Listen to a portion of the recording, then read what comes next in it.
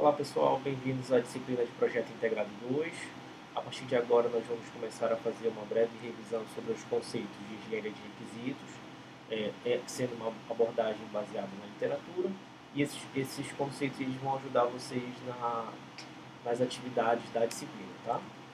Bom, nessa aula de hoje nós vamos fazer uma breve introdução, depois vamos falar sobre requisitos de usuário e requisitos de sistema, vamos fazer também uma revisão sobre alguns conceitos iniciais sobre requisitos funcionais e não funcionais e vamos falar sobre a revisão da aula no final. Bom, os requisitos de um sistema são as descrições do que o sistema deve fazer, os serviços que oferece e as restrições a seu funcionamento. Então a gente tem que pensar que esses requisitos eles vão representar todo o contexto que a gente espera no final do desenvolvimento do software.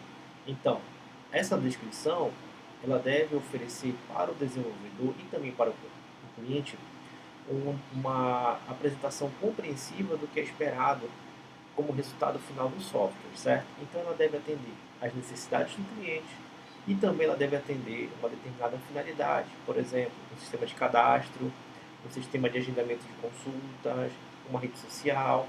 Então cada um vai atender uma determinada finalidade e seguindo os requisitos a gente espera que a gente consiga ter sucesso com o desenvolvimento da aplicação. Ainda tratando sobre requisitos, sobre o seu conceito, vamos aprender um pouco sobre o conceito de engenharia de requisitos. Esse conceito vai ser o seguinte: é o processo de descobrir, analisar, documentar e verificar serviços e restrições. Então, a partir das interações com o usuário, com o engenheiro de software, com os desenvolvedores, a gente tem a tarefa de, na engenharia de requisitos, analisar os requisitos descobertos, construir uma documentação que pode ser feita por um arquivo, ou por vários documentos, ou por composição de vídeos, ou por composição de fluxogramas, que tem como objetivo restringir o escopo do desenvolvimento para que a gente possa entregar um produto final para o nosso usuário. Isso vai se tornar o quê? Nosso conceito de engenharia de requisitos.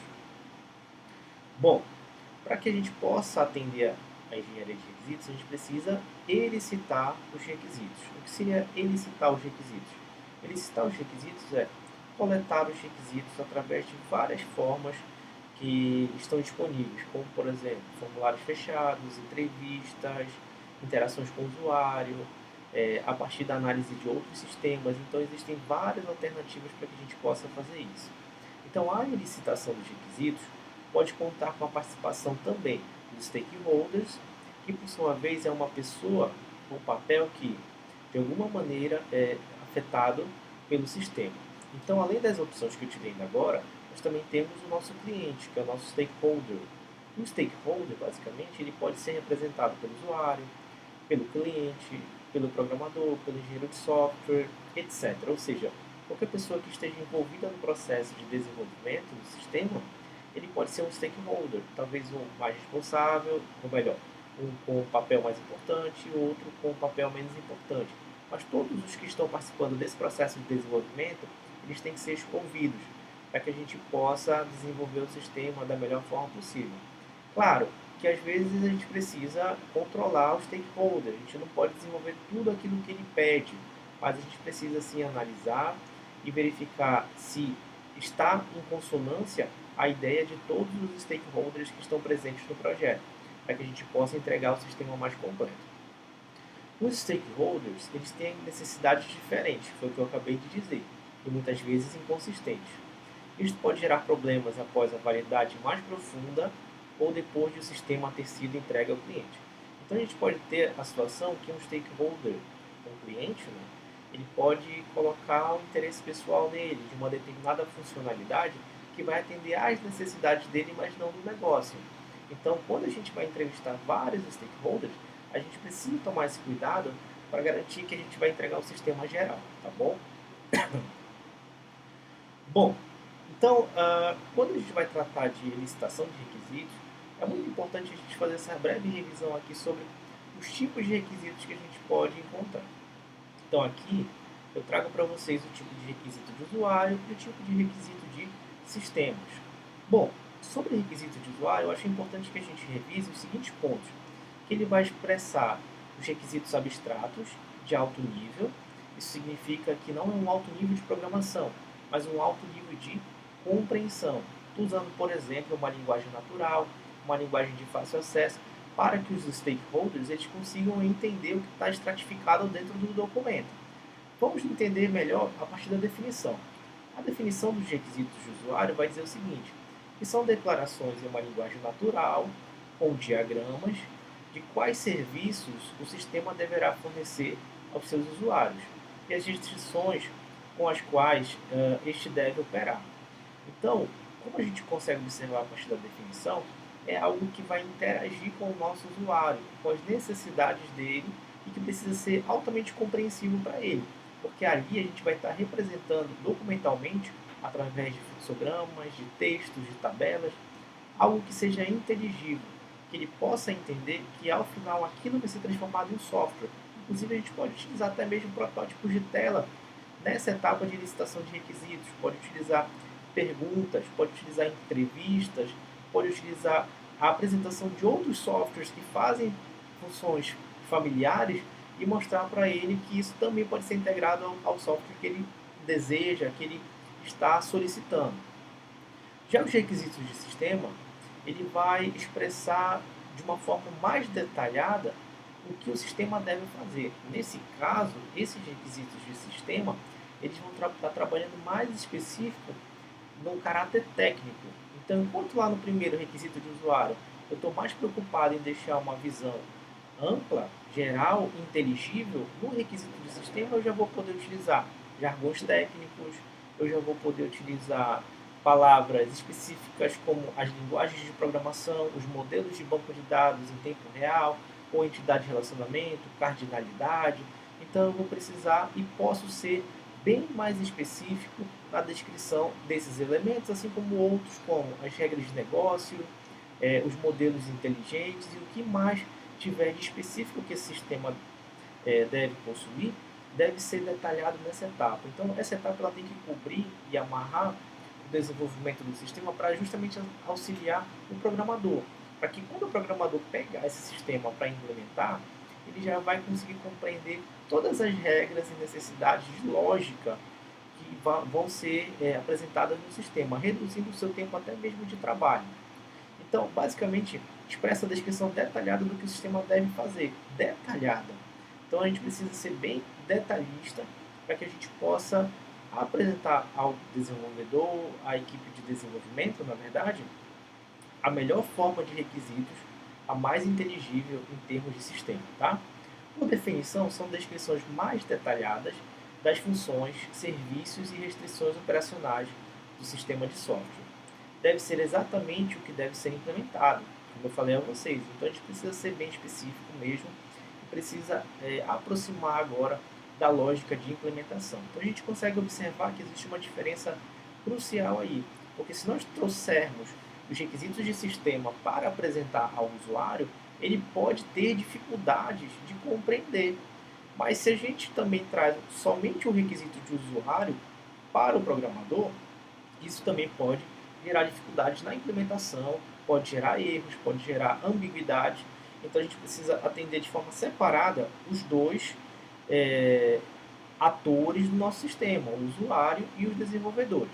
Mas observa, muitas das vezes, quando nós estamos desenvolvendo a documentação de requisitos, nós optamos em fazer apenas uma tabela, onde a gente tem todos os elementos, todos os requisitos de usuário e de sistemas compostos dentro de um mesmo arcabouço.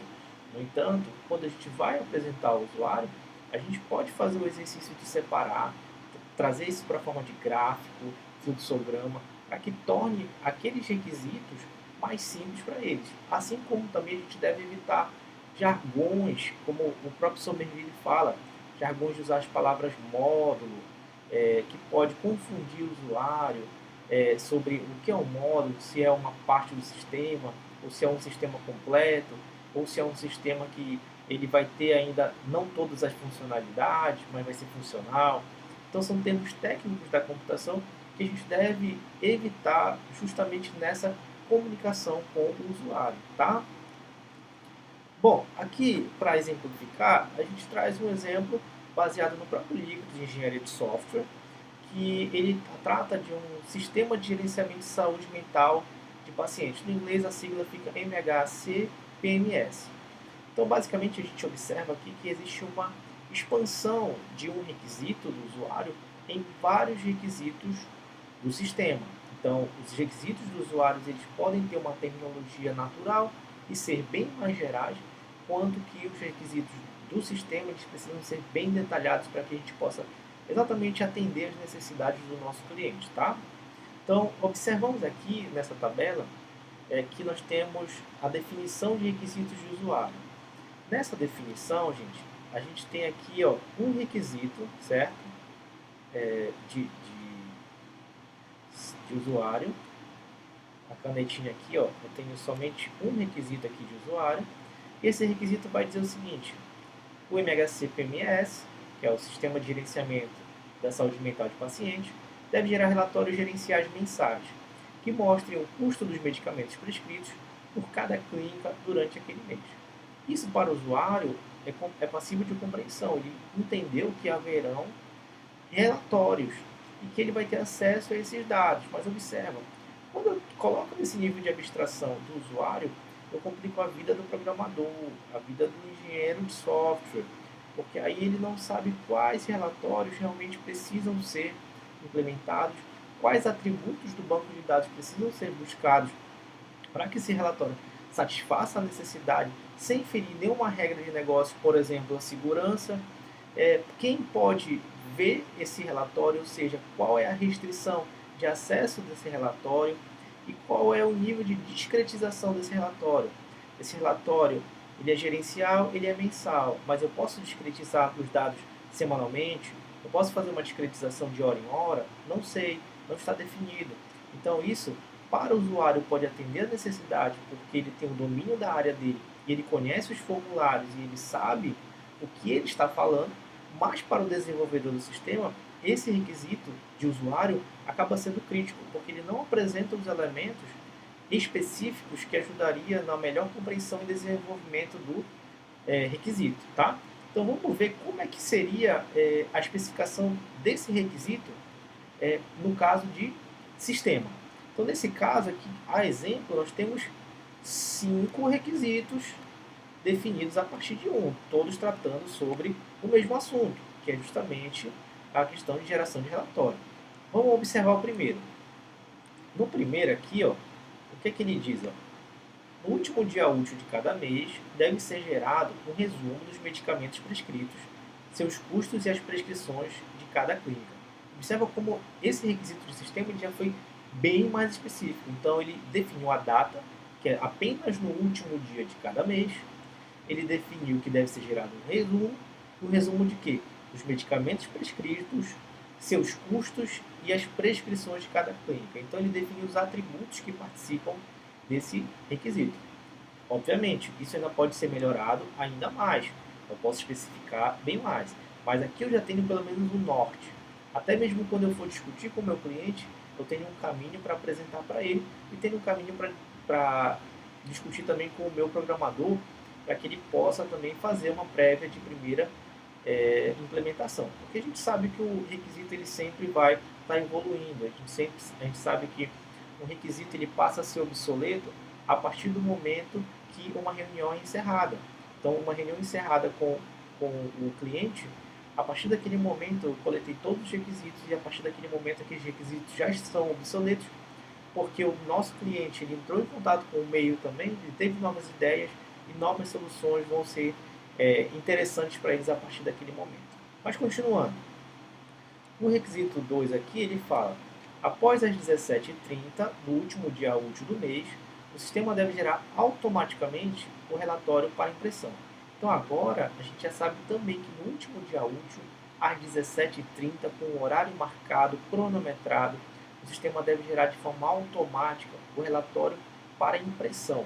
Então, gente, nesse caso aqui específico, a gente já disse para o nosso programador: olha, o sistema ele vai gerar um relatório. No requisito 1, eu já disse para ele quais são os atributos desse relatório. Agora eu estou falando o horário que ele vai ser gerado. E eu já estou dizendo aqui para ele de uma forma indireta que ele vai precisar configurar o meu servidor para às 17h30 o cron tab funcionar lá, operar e já gerar de forma automática e imprimir o relatório. Então observa que legal, né? Então agora a gente sabe como vai ser feito esse relatório, onde ele vai ser utilizado e como ele vai ser gerado. No terceiro aqui, ó, requisito, eu trato o seguinte: um relatório será criado para cada clínica, listando os nomes dos medicamentos, o número total de prescrições, o número de doses prescritas e o custo total dos medicamentos prescritos.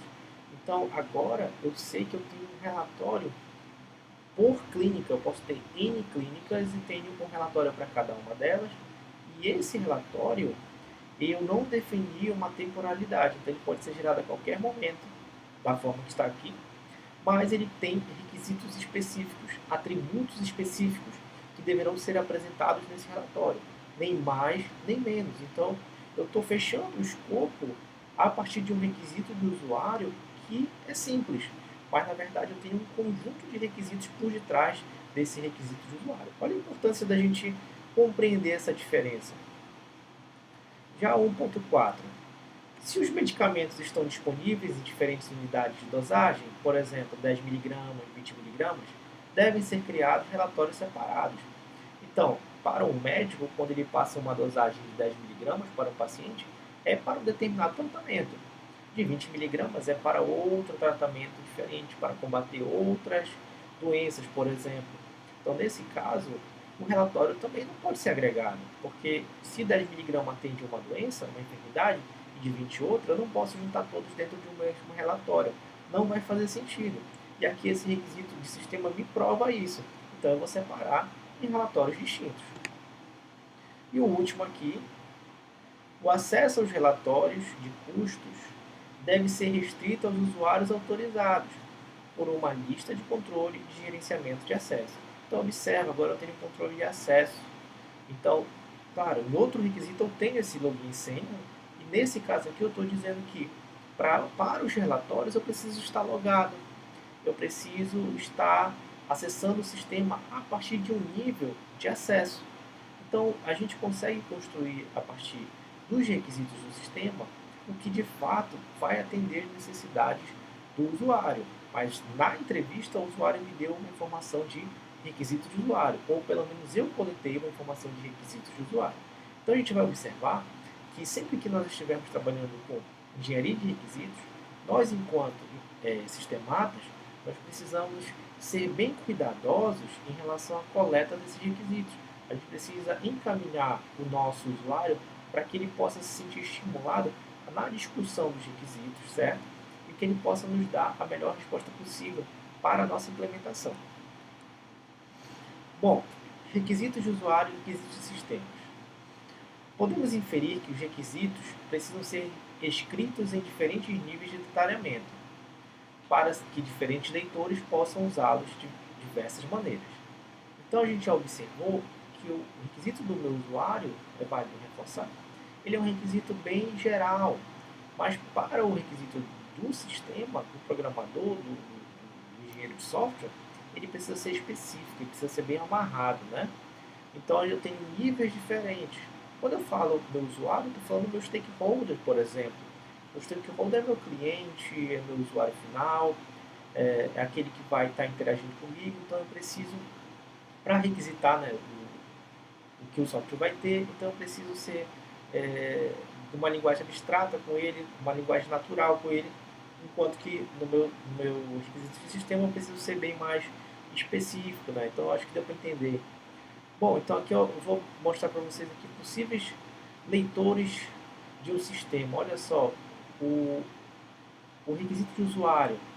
Eu vou ter alguns tipos de leitores, por exemplo, gerentes clientes, que são da própria empresa que contratou, usuários finais do sistema, que pode ser o que vai comprar o produto, engenheiros clientes, que são aqueles que vão estar interagindo para licitação de requisitos, gerentes contratantes e arquitetos do sistema. Então, todos esses aqui, quando eu estiver implementando a minha lista de requisitos, o meu documento de requisitos, eu vou atender com os requisitos do usuário esse grupo. Já os requisitos do sistema, eu vou atender um grupo bem parecido, mas observa lá o último nome lá, desenvolvedores do sistema. Então, o programador, ele vai estar bebendo dessa fonte, do requisito de sistema. Então, se eu falhar nas etapas anteriores de licitação, eu prejudico a codificação, a entrega do meu sistema, gero atrasos e gero custos. Então, é por isso que é muito importante que nós temos engenheiros de softwares experientes na coleta de requisitos, que consigam realmente extrair as informações e organizá-las de forma sistemática e fechada para que o desenvolvedor do sistema possa utilizar ela para implementação, para que o arquiteto do sistema possa elaborar a partir dos requisitos documentados o seu diagrama de caso de uso, para até discutir melhor com os usuários, querem que ele possa implementar o seu diagrama de classe, seu modelo de entidade de relacionamento e assim por diante.